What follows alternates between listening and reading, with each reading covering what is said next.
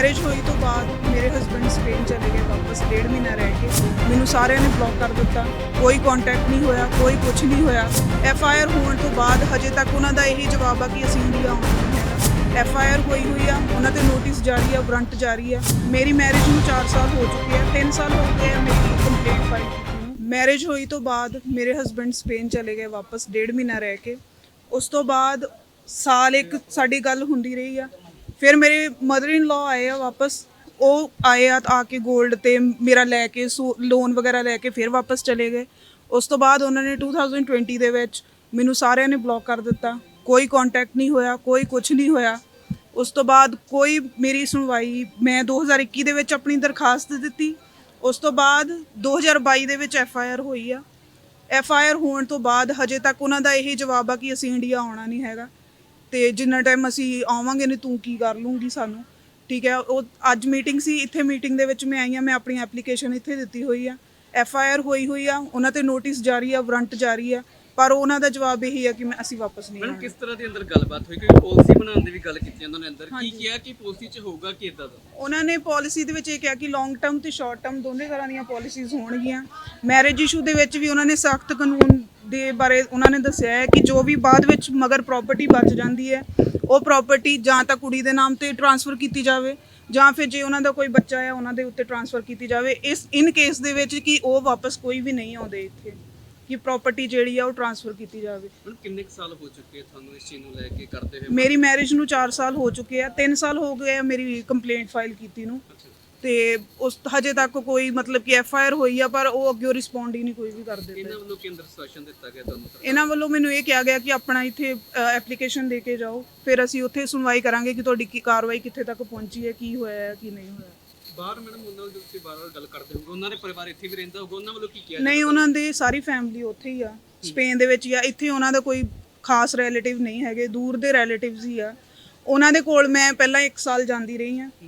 2020 ਦੇ ਵਿੱਚ ਮੈਨੂੰ ਬਲੌਕ ਕੀਤਾ, ਉਦੋਂ ਮੈਂ ਉਹਨਾਂ ਦੇ ਕੋਲ ਗਈ ਹਾਂ। ਉਹਨਾਂ ਦਾ ਜਵਾਬ ਇਹੀ ਸੀ ਕਿ ਜਦੋਂ ਉਹ ਗੱਲ ਕਰਦੇ ਸੀ ਉਹ ਕਹਿੰਦੇ ਸੀ ਕਿ ਇਹ ਤੋਂ ਡਿਵੋਰਸ ਤੇ ਸਾਈਨ ਕਰਵਾ ਕੇ ਸਾਨੂੰ ਦੇ ਦਿਓ, ਵੀ ਅਸੀਂ ਨਾ ਤਾਂ ਮਤਲਬ ਕਿ ਸੁਲ੍ਹਾ ਕਰਨੀ ਹੈ ਤੇ ਨਾ ਹੀ ਅਸੀਂ ਇਹਨਾਂ ਨੂੰ ਕੋਈ ਖਰਚਾ ਦੇਣਾ ਆ ਜਾਂ ਕੁਝ ਨਹੀਂ ਕਰਨਾ, ਬਸ ਇਹ ਤੋਂ ਸਾਈਨ ਕਰਵਾ ਕੇ ਸਾਨੂੰ ਪੇਪਰ ਦੇ ਦਿਓ। ਮੈਰਿਜ ਹੋਈ ਤੋਂ ਬਾਅਦ ਮੇਰੇ ਹਸਬੈਂਡ ਸਪੇਨ ਚਲੇ ਗਏ ਵਾਪਸ 1.5 ਮਹੀਨਾ ਰਹਿ ਕੇ। ਮੈਨੂੰ ਸਾਰਿਆਂ ਨੇ ਬਲੌਕ ਕਰ ਦਿੱਤਾ।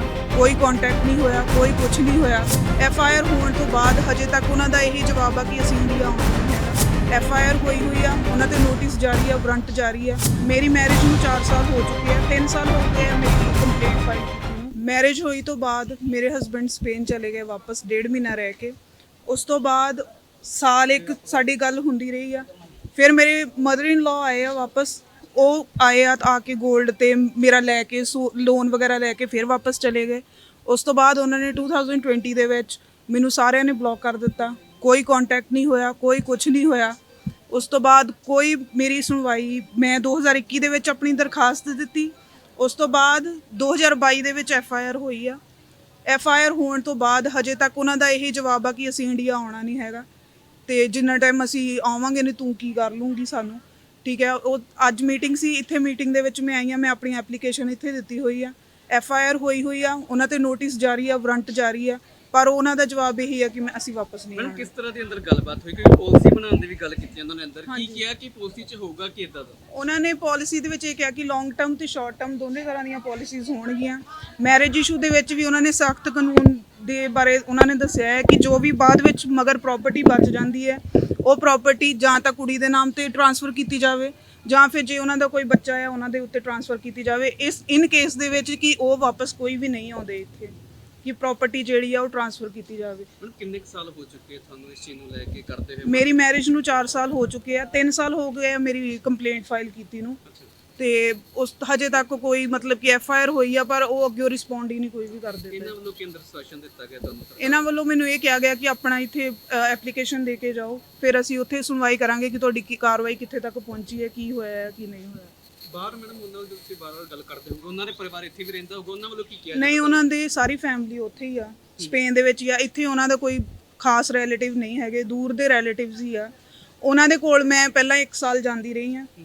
2020 ਦੇ ਵਿੱਚ ਮੈਨੂੰ ਬਲੌਕ ਕੀਤਾ, ਉਦੋਂ ਮੈਂ ਉਹਨਾਂ ਦੇ ਕੋਲ ਗਈ ਹਾਂ। ਉਹਨਾਂ ਦਾ ਜਵਾਬ ਇਹੀ ਸੀ ਕਿ ਜਦੋਂ ਉਹ ਗੱਲ ਕਰਦੇ ਸੀ ਉਹ ਕਹਿੰਦੇ ਸੀ ਕਿ ਇਹ ਤੋਂ ਡਿਵੋਰਸ ਤੇ ਸਾਈਨ ਕਰਵਾ ਕੇ ਸਾਨੂੰ ਦੇ ਦਿਓ, ਵੀ ਅਸੀਂ ਨਾ ਤਾਂ ਮਤਲਬ ਕਿ ਸੁਲਾਹ ਕਰਨੀ ਹੈ ਤੇ ਨਾ ਹੀ ਅਸੀਂ ਇਹਨਾਂ ਨੂੰ ਕੋਈ ਖਰਚਾ ਦੇਣਾ ਆ ਜਾਂ ਕੁਝ ਨਹੀਂ ਕਰਨਾ, ਬਸ ਇਹ ਤੋਂ ਸਾਈਨ ਕਰਵਾ ਕੇ ਸਾਨੂੰ ਪੇਪਰ ਦੇ ਦਿਓ।